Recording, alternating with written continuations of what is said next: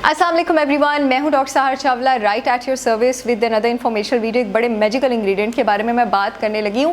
हमारे अभी medical science में एक सिम्टम है, मैं उसको डिजीज़ नहीं कहूँगी, जो कि बहुत सारी डिजीज़ की निशानदेही करता है, उसको इंडिकेट करता है।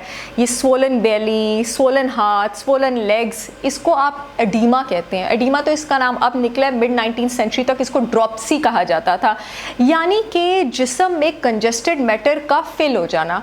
और ये आपके पास 3 जगहों पे हो सकता है। फ्लैश में फिल हो सकता है, यानी फ्लूइड एक्यूमुलेट हो रहा है, इंटरस्टिशियल फ्लूइड आपके ऑर्गन्स में, ये सबसे स्वेयर फ्लैश में एक्यूमुलेट होना होता है, या फिर स्किन में एक्यूमुलेट हो सकता है, या फिर सेल मेम्ब्रेन्स में एक्यूमुलेट हो सकता है।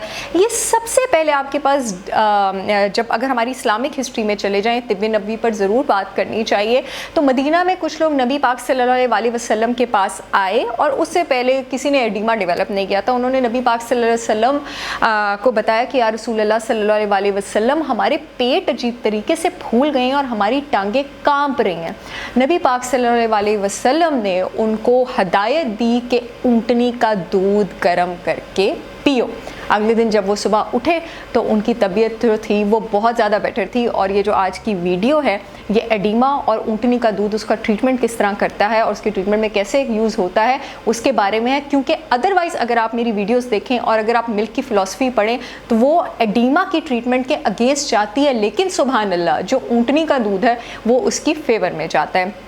आपके पास एडिमा के ट्रीटमेंट के लिए जितनी भी मेडिसिन यूज़ होती हैं, दे हैव दिस एबिलिटी कि वो मॉडरेटली टिश्यू को लूजन करती हैं और एक certain amount of flow provide करती हैं।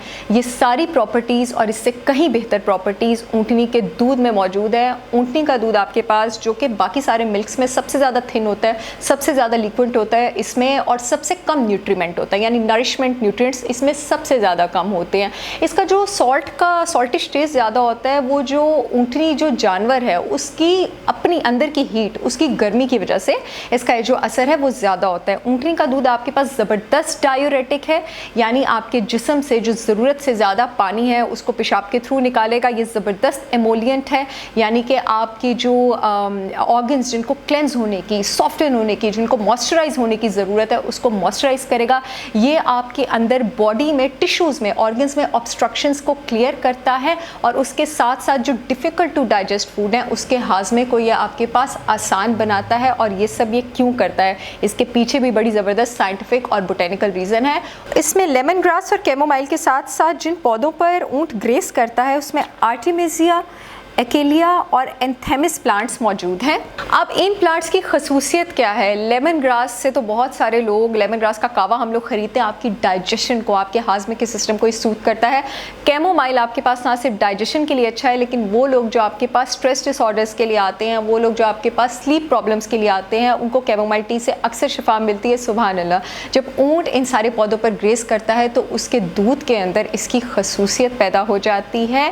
बट शर्त यह है कि आपने इसको फ्रेश कंज्यूम करना है, आपने इसको रॉ कंज्यूम करना है, आपने इसको वार्म कंज्यूम करना है। और अगर आप कोई लेग्जेटिव ले रहे हैं तब इसकी तासीर में आपके पास थोड़ी सी कमी हो सकती है। सो ऑल दोज पीपल जिनको एडिमा की प्रॉब्लम है, because oedema is not a disease, it is a symptom. उसका मतलब है या आपके लिवर में प्रॉब्लम है, या आपकी किडनी में प्रॉब्लम है, या आपको हार्ट का प्रॉब्लम हो सकता है, या आपको शदीद मेल नरिशमेंट है।